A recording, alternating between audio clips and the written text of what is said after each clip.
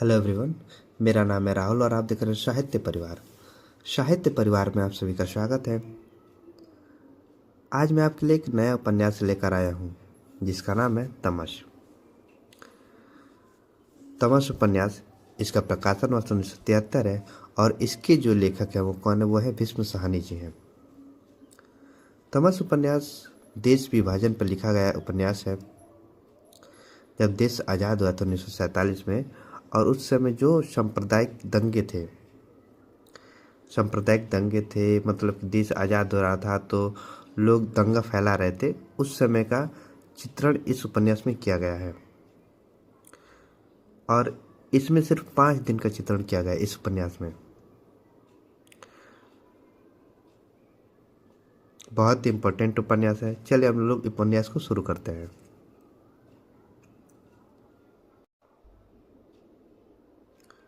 तमस उपन्यास प्रकाशन वर्ष क्या 1973 है और इसके उपन्यासकार कौन है, भीष्म साहनी। इनका जन्म कब हुआ था, 1915 में हुआ था। देखो, इससे संबंधित कुछ महत्वपूर्ण मैं तथ्य बता देता हूँ जो इसमें लिखा नहीं है। तमस उपन्यास को 1975 में, कब, 1975 में साहित्य अकादमी पुरस्कार प्राप्त हुआ था। 1973 में तमस उपन्यास प्रकाशित हुआ और 1975 में इनको क्या मिला था, साहित्य अकादमी पुरस्कार मिला था। और 1988 में जो है इसी उपन्यास के ऊपर एक फिल्म बनी थी। कौन सी बनी थी फिल्म, तमस ही उसका नाम था। तमस नाम था। और जो तमस उपन्यास था, मतलब तमस जो फिल्म बनी थी, उसके जो मुख्य किरदार थे वो कौन थे, वो ओमपुरी थे, सॉरी, जो ओमपुरी थे इस फिल्म के मुख्य किरदार थे, जिनका नाम था नत्थू चमार। तो बहुत इंपॉर्टेंट ये उपन्यास है आपके लिए, ठीक ना। चलिए हम लोग क्लास को शुरू करते हैं। रचनाकार भीष्म साहनी, प्रकाशन वर्ष 1973 है। स्वाधीनता प्राप्ति से पूर्व पंजाब में पैदा हुए सांप्रदायिक तनाव और उससे जुड़ी क्रूरताओं का अंकन किया गया है। क्या है, जब स्वाधीनता प्राप्ति मतलब कि जब देश आज़ाद हुआ था तो पंजाब क्या था, पंजाब तो बहुत बड़ा हिस्सा था, और जब उसका बंटवारा हो रहा था पंजाब का, तो मतलब कि उधर के लोग इधर आ रहे थे और हिंदू लोग क्या है, मतलब पाकिस्तान से हिंदू लोग इधर आ रहे थे और यहाँ के जो मुस्लिम लोग थे उधर जा रहे थे, ऐसा मतलब कहा जाता है। तो उसी समय में जो सांप्रदायिक दंगा था, और उसी दंगे को इस उपन्यास में इन्होंने मतलब कि लिखा है। देश विभाजन की पृष्ठभूमि और राजनीतिक बोध का उपन्यास ये है। देखिए, अगर आपको पूछेगा कि किस दंगे का इस उपन्यास में जिक्र किया गया है, तो पंजाब में एक जगह है रावलपिंड मतलब कि जगह था, अब वो पाकिस्तान में हो गया है। तो उसी रावलपिंड में जो सांप्रदायिक दंगा हुआ था, उसी दंगे को इस उपन्यास में दर्शाया है भीष्म साहनी जी ने। देखिए, लिखा है यहाँ पे कि तमस भीष्म साहनी का सबसे प्रसिद्ध उपन्यास है। इस उपन्यास की कथावस्तु 1947 में पंजाब में हुए भयानक सांप्रदायिक दंगों पर आधारित है तथा इसमें लाहौर के आसपास के सिर्फ 5 दिन की कहानी वर्णित है। कितने दिन की, 5 दिन की कहानी वर्णित है। इंपॉर्टेंट है। यह उपन्यास 2 खंडों में विभाजित है। कितने खंडों में विभाजित है, 2 खंडों में। और 2 खंडों में विभाजित है, कितने, इसके जो मतलब कितने भागों में बांटा गया है, 21 भागों में। खंड तो इसमें 2 है, लेकिन इसको कितनों में बांटा गया, 21 में।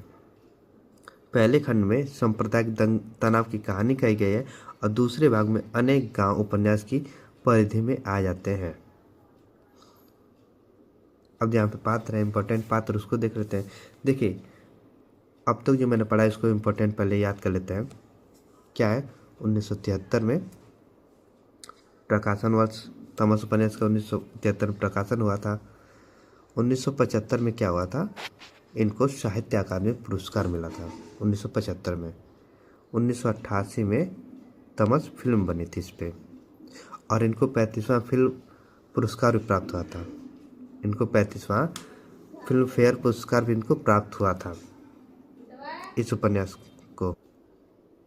तो 73 प्रकाशन वर्ष, 75 साहित्य अकादमी पुरस्कार और 88 में फिल्म बनी थी। अब भीष्म साहनी का जन्म कब हुआ था, 1915 में हुआ था। इम्पोर्टेंट है ये चारों की चारों जो यहाँ पे लिखे हैं मैंने, ये इम्पोर्टेंट है। अब हम लोग पात्र देखते हैं, कौन कौन से पात्र, इसमें तो बहुत सारे ज़्यादा पात्र हैं, लेकिन हम लोग इम्पोर्टेंट जो है उस पर हम लोग ध्यान देंगे। लिखा है नत्थु, समाज की तथाकथित निचले तबके से आने वाले युवक, जाति से क्या है, चमार। यहाँ पे बताया भी क्या क्या जाति है इसकी, नत्थु की चमार है, जिसने 5 रुपए मिलने के कारण मुराद अली के कहने पर सुअर को मारा। किसके कहने पे, मुराद अली। मुराद अली कौन था, एक मुस्लिम था। यहाँ पे कौन है, मुराद अली अंग्रेजों का एक चमचा था, पतली बैत की छड़ी झुलाता रहता। इम्पोर्टेंट दोनों, ये दोनों पात्र इम्पोर्टेंट है। ठिगना सा है और काला है। बख्शी जी, ये कौन है, ये जिला कांग्रेस कमेटी के सेक्रेटरी हैं। बलगमे बलगमे शरीर वाले हैं, उम्र रसीदा आदमी है और देह शिथिल पड़ गई थी। मास्टर रामदास, ये कांग्रेस कमेटी के सदस्य और कार्यकर्ता है, कामचोर है, स्वार्थ हेतु कांग्रेस से जुड़ा हुआ है। और कश्मीरी लाल कौन है, कांग्रेस का कार्यकर्ता है। जर्नैल सिंह, इसको देख लेते हैं, ये कांग्रेस का कार्यकर्ता है, मानसिक रूप से विक्षिप्त है और ईमानदार है। वर्षों जेल में रहने के बाद वह शारीरिक रूप से बहुत कमजोर हो गया था। नेहरू जी के साथ वह वीरावी नदी के किनारे नाचा था जब पूर्ण स्वराज का नारा लगा था। तब वह अपने शहर से वॉलंटियर बनकर लाहौर गया था। उसका न घर था न बीवी बच्चे थे।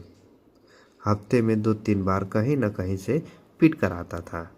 पुलिस के लाठीचार्ज में जहाँ लोग जान बचा कर भागते थे, वह झुर्रियाँ भरी अपनी छोटी सी छाती फैलाए खड़ा रहता और अपनी पसलियाँ तुड़वा कर आता था। शंकरलाल, कांग्रेस के कार्यकर्ता, मेहता का विरोधी है और मुरादी वाला है। देशराज, ये कांग्रेस के कार्यकर्ता है। सबसे ज़्यादा इसमें कौन है, कांग्रेस के कार्यकर्ता ही है। अजय जी, ये भी कांग्रेस के कार्यकर्ता। अजीत, ये भी कांग्रेस के कार्यकर्ता। मेहता जी, ये भी जिला कांग्रेस कमेटी के सदस्य हैं।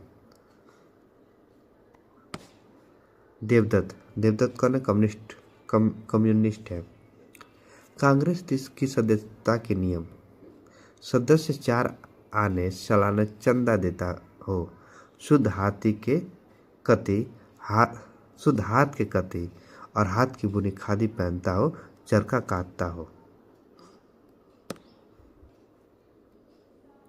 कांग्रेस कमेटी का प्रभात फेरी में गाया जाने वाला पुराना गीत, जिसे अक्सर मास्टर रामदास या फिर देशराज गाते थे। जरा भी लगन आज़ादी दी, लग गई जिना दे मन दे विच, ओह मजनू वाड़ दे फिर दे ने, हर सहरा हर वंदे विच। ये क्या है, मतलब कि ये अक्सर मास्टर रामदास या फिर देशराज गाते थे। रिचर्ड जी जिला कलेक्टर है और लीजा कौन है, रिचर्ड की पत्नी है। पुण्यात्मा वानप्रस्थ जी मास्टर देवव्रत है और फिर दानवीर प्रधान है, मंत्री जी है। ये इतना इम्पोर्टेंट नहीं है। रणवीर, रणवीर कौन है, 15 साल का तरुण रणवीर दानवीर प्रधान जी का बेटा था। किसका, प्रधान जी का, ये दानवीर प्रधान जी का बेटा था। मास्टर देवव्रत का शिष्य था और अखाड़े में शिक्षा लेने जाता था। बौद्धराज है, ये रणवीर की तरह यह भी मास्टर देवव्रत के अखाड़े का शिष्य था। धर्मदत्त है। नायक, शंभू, इंद्र और मोहन। प्रोफेसर रघुनाथ, ये अकेला ऐसा हिंदू आदमी जिसका जिले के कलेक्टर रिचर्ड के साथ में उठना बैठना था। इम्पोर्टेंट है। हयात बख्श, ये मुस्लिम लीग के कार्यकर्ता है, रूमी टोपी पहनता था। हार्वर्ड, ये मिशन कॉलेज का अंग्रेजी प्रिंसिपल था। मौला दाद, बिजली कंपनी में क्लर्क। और हकीम अब्दुल लगनी, ये भी कांग्रेस मुसलमान थे। नाना भाई, लाला लक्ष्मी नारायण, नानकू, फतेहदीन, शाहनवाज। ये सब मैं पात्र बता रहा हूँ आप लोग को, सभी पात्र मैं बता रहा हूँ आपको। लिखा है फातिमा, ये शाहनवाज की पत्नी है। और मिल्की कौन है, रघुनाथ की पुश्तैनी घर की नौकर। सोलतरी साहब है, जत्थेदार किशन सिंह है। सरदार हरि सिंह है। बिशन सिंह मनिहारी वाले। देखो, जैसा कि पता है कि फॉर्म निकल चुका है। अब अगर आपने फॉर्म नहीं भरा है तो जाइए आप फॉर्म भरिए और अपनी तैयारी को थोड़ा जोर शोर से करिए। और ज़्यादा मेहनत से करिए। आप यहाँ नहीं पढ़ना चाहते, जहाँ मन वहाँ पढ़िए, लेकिन मन से पढ़िए, ठीक है ना। आप किसी एक चैनल को, चाहे मतलब जो अच्छे से पढ़ा तो उसको फॉलो करिए। अगर आप 10 जगह पढ़ेंगे तो ज़्यादा दिक्कत होगी और फिर मतलब उतना समझ में नहीं आएगा।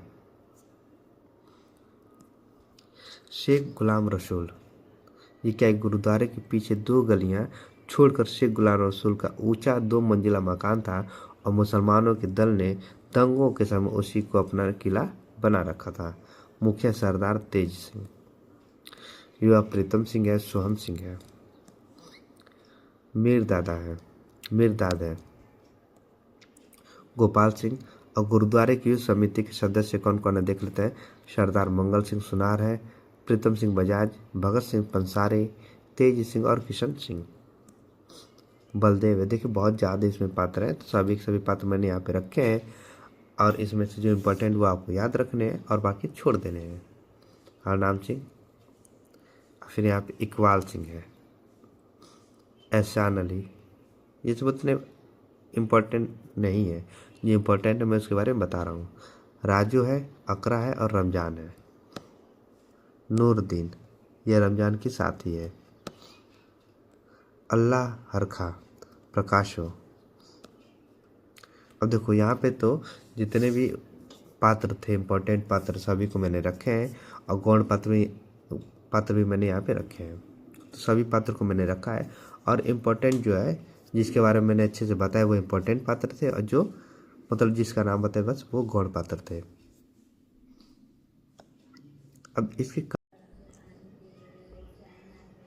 अब इस उपन्यास की कथा सार को देखेंगे। इस उपन्यास में लिखा क्या है उसको देखेंगे हम लोग।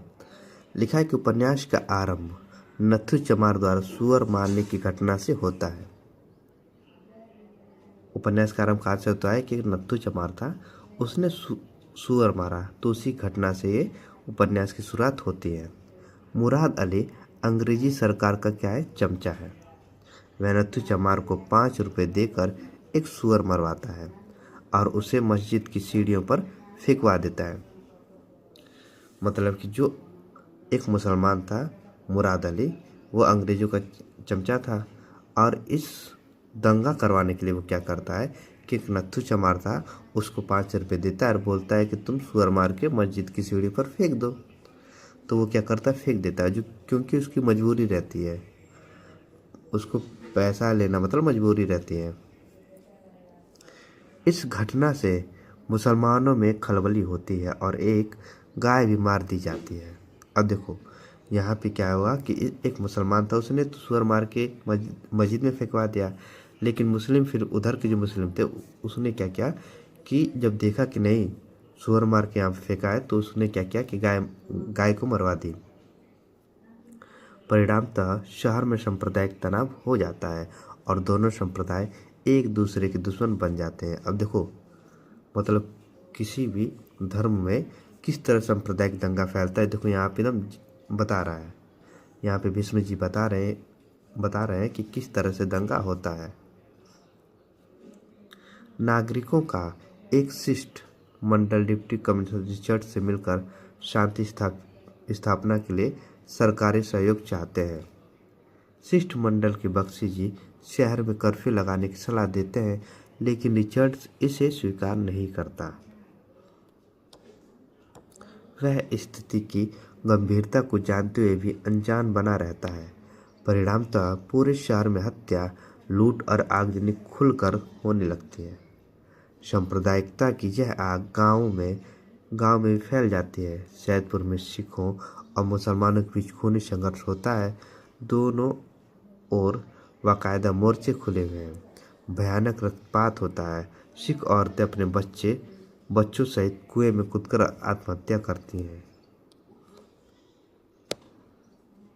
सारी बर्बादी हो जाने के बाद सरकार की ओर से हस्तक्षेप होता है।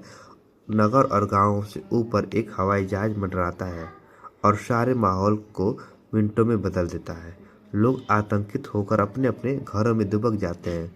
कर्फ्यू लगा दिया जाता है। जगह जगह सेना तैनात कर दी जाती है। शांति कायम करने के लिए सरकार की ओर से एक अन्य कमेटी या नागरिक समिति बना दी जाती है, जिसमें हिंदू, मुसलमान और सिख हैं। अमन कमेटी के सदस्य एक बस में बैठकर शहर का चक्कर लगाते हैं, लेकिन जो होना होता है वह हो चुका होता है। देखो यहाँ पे क्या किया, यहाँ पे तो दंगा फैल गया।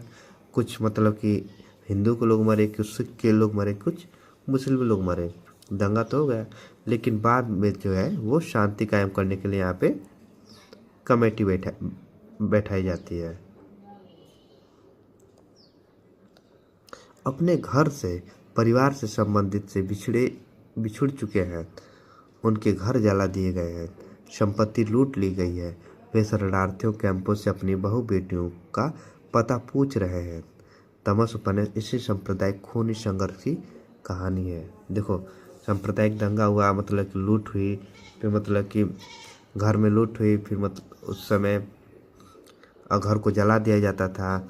फिर मतलब कि जो पति पत्नी थी, मतलब कि जो महिलाएं थी चाहे बच्चे थे, सबको मार दिया जाता था। इस तरह के दंगे थे, खूनी संघर्ष की कहानी थी। शरणार्थी कैंप का जो वर्णन लेखक ने किया है वह पाठक को सोचने पर मजबूर कर देता है कि क्या वाकई में हम इंसान हैं। जिस इंसान की व्याख्या हम जीवन भर करते रहते हैं वह असल में समय आने पर पिछली सीट ले लेती है और हमारे चालाकी, शक्ति, क्रोध, ईर्ष्या, बदले की भावना हो जाती है। हमारा व्यवहार हिंसात्मक हो जाता है। रिलीफ कैंप के उस माहौल में जहाँ लोग अपने बिछड़े हुए और लापता जन का पता लगाने की कोशिश कर रहे होते हैं, उन्हीं के बीच में लेखक एक ऐसे किरदार को भी लेकर आते हैं जो अपनी मृत पत्नी की तलाश को खोज रहा होता है, जिसने कि कुएं में कूदकर आत्महत्या की थी। अब देखो क्या होता है कि जब दंगा होता है तो बहुत लोग मतलब रहते हैं, तो बहुत मतलब ट्रीट करके तड़पा के लोग मारते हैं। तो बहुत लोग होते हैं कि वो तड़पा के हमको मारेगा तो इससे बढ़िया हम ही जान दे देते हैं। तो इसीलिए क्या हो रहा था कि लोग मतलब कि कुएं में कूद जा रहे थे कि उसमें जाएंगे तो जल्दी से मर जाएंगे, हमको तड़पना नहीं पड़ेगा, चाहे मतलब कि हम किसी के द्वारा क्यों मरेंगे, ऐसे मतलब विचार उस समय थे। तो इसीलिए ये सब कर रहे थे लोग, कहीं कूद के जान दे रहे थे, चाहे अपने से जान दे रहे थे। तो उस समय दंगे में ये हो रहा था ताकि वह एक लोग था जो मतलब अपनी मृत पत्नी को खोज रहा था। और यहाँ पे लिखा है कि ताकि वह अपनी पत्नी की लाश से उसके सोने के गहने उतार सके। वह रिलीफ कैंप में काम करने वाले क्लर्क से कहता है कि अब घरवाली तो डूब मरी, जो सबके साथ हुई है वह मेरे साथ भी हुई है, पर ये कड़े और जंजीरें मैं कैसे छोड़ दूँ। क्यों वीर जी, मतलब कि इतनी महामारी थी खाने पीने की, उसकी मतलब कि बदन पे सोना था तो वही वो लेना चाह रहा था। असल में तमस यथार्थपरक विस्तृत मानव सभ्यता की कहानी है। तमस का ये एक यथार्थपरक विस्तृत मानव सभ्यता की क्या एक कहानी है। अब देखो आपको मैं एक नई बात बताता हूँ कि ये जो तमस उपन्यास है, तमस उपन्यास जब ये बम्बई में थे कौन, भीष्म साहनी जी, तो वहाँ पे एक दंगा हुआ था। दंगा हुआ था कहाँ पे, वहाँ पे दंगा हुआ था भिवंडी में, भिवंडी नगर में दंगा था। तो उसी को दंगे को देखकर ये इनको याद आया कि इनको एक उपन्यास लिखना चाहिए। और जैसे ये कलम और कॉपी लेकर बैठे उपन्यास लिखने के लिए, तब तक क्या हुआ कि इनको जब देश आज़ाद हुआ था और उस समय जो रावलपिंडी में दंगा हुआ था, उस दंगे का जो रूप था इनको याद आ गया कि उस दंगे में कैसे क्या हुआ। तो बम्बई वाले दंगे को छोड़ के, भिवंडी वाले दंगे को छोड़ के इन्होंने रावलपिंडी वाला दंगे को इस उपन्यास में लिखा। तो सोच कहाँ से आई, जब विचार कहाँ से आया, तो इन्होंने जब बम्बई के भिवंडी नगर के जब दंगे को देखा तो वहाँ से इनका विचार आया कि उपन्यास लिखेंगे। और उपन्यास लिखेंगे, और जब ये उपन्यास लिखने बैठे तो उनको रावलपिंडी वाला दंगा याद आ गया। तो इन्होंने भिवंडी का दंगा छोड़ के रावलपिंडी वाले दंगे को इस उपन्यास में लिखा। वही मानव जिसने दुनिया बसाई उसके दोनों छोर एक कर दिए, परंतु बसी बसाई सभ्यता जड़ से उजाड़ देने भी मानव के ही बस की बात है। अब प्रमुख उदाहरण देखते हैं कि इस उपन्यास में प्रमुख उदाहरण कौन कौन से हैं, कहाँ से पूछे जा सकते हैं, कौन कौन से इसमें उदाहरण जो वो पूछे जा सकते हैं उसको देखेंगे हम लोग। लिखा यह सब हिंदुओं की चालाकी है। बख्शी जी, हम सब जानते हैं, आप चाहे जो कहें, कांग्रेस हिंदुओं की जमात है। कांग्रेस हिंदुओं की जमात है और मुस्लिम लीग मुसलमानों की। कांग्रेस मुसलमानों की रहनुमाई नहीं कर सकती। किसका कथन? ये महमूद का है। फिर आगे लिखा है कि बड़ा आसान है लीजा, मुसलमानों के नाम के अंत में अली, दीन, अहमद ऐसे ऐसे शब्द लगे रहते हैं, जबकि हिंदुओं के नामों के पीछे ऐसे शब्द जैसे लाल, चंद, राम लगे रहते हैं। रोशन लाल होगा तो हिंदू और रोशन दीन होगा तो मुसलमान। इकबाल चंद होगा तो हिंदू और इकबाल अहमद होगा तो मुसलमान। ये रिचर्ड का पंक्ति है। बुद्ध की मूर्तियों की सबसे बड़ी खूबी वह धीमे से मुस्कान है जो उसके होठों के आसपास खेलती रहती है। किसका? यह है रिचर्ड का है। ये आदमी लोग कितने अजीब होते हैं, कितना रस ले लेकर पत्थरों और खंडहरों के बीच में बातें करते रहते हैं। कोई स्त्री इन बातों के बारे में जानते हुए भी इतना चहकेगी नहीं, इतनी डिंग नहीं मारेगी। किसकी पंक्ति ली जाती है? अगला कि हुकूमत करने वाले यह नहीं देखते प्रजा में कौन सी समानता पाई जाती है, उनकी दिलचस्पी तो यह देखने में होती है कि वे किन किन बातों में एक दूसरे से अलग हैं। रिचर्ड की ये पंक्ति है।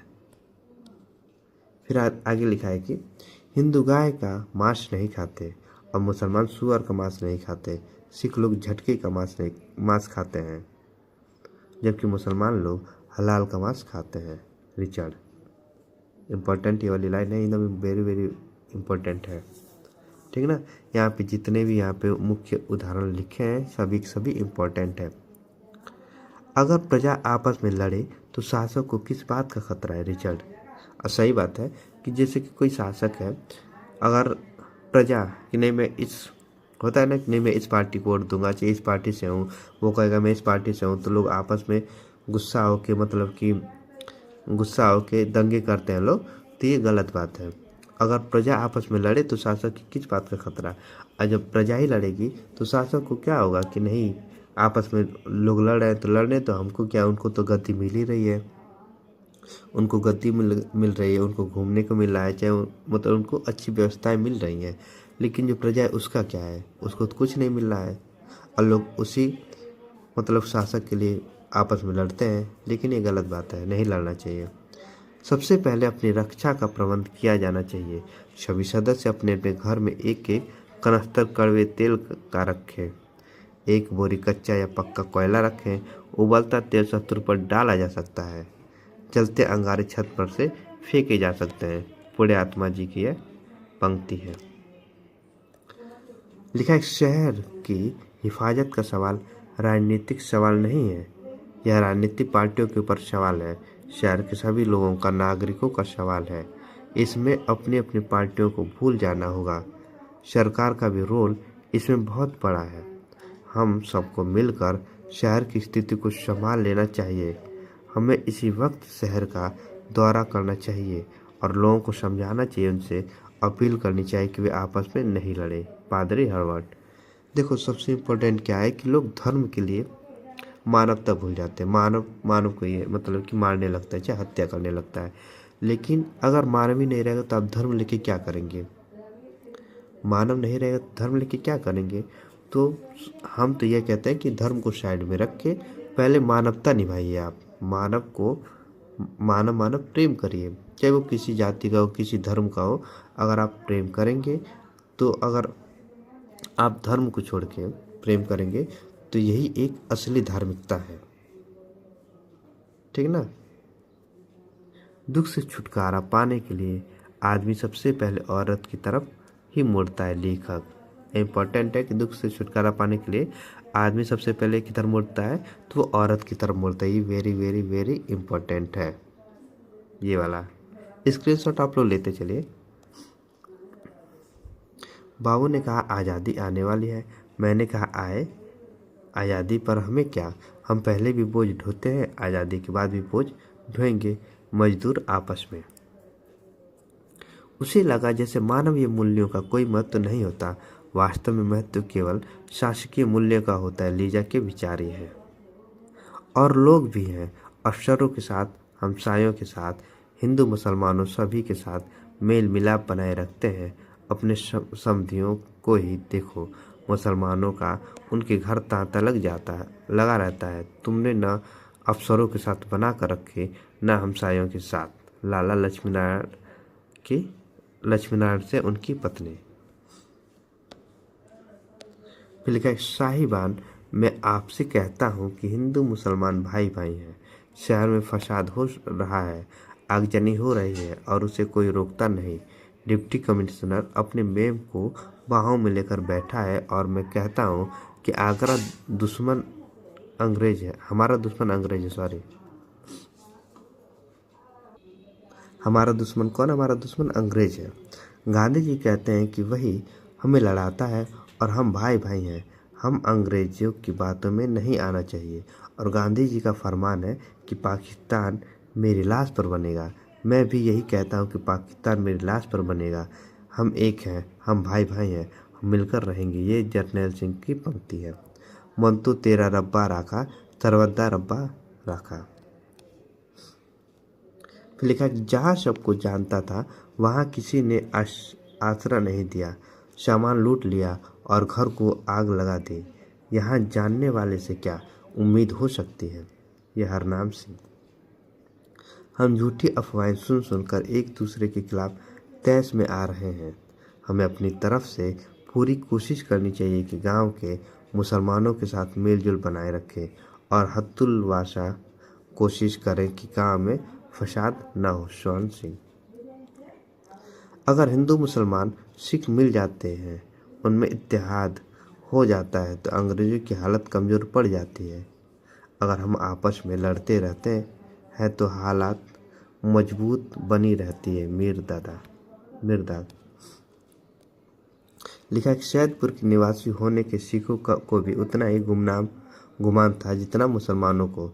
सभी को सैदपुर की लाल मिट्टी पर, बढ़िया गेहूं पर, लुकाटों की बागों पर, यहाँ तक कि सैदपुर के कड़े जाड़ों पर और बर्फीले हवा पर समान रूप से नाज था। और इसी भांति अपनी मेहमान नवाजी पर, दरियादिली पर और हंसमुख स्वभाव पर भी नाज था। फसाद शुरू होने पर दोनों ओर से लोग सैदपुर के निवासी होने के नाते छाती ठोक कर मैदान में कूदे थे। लेखक।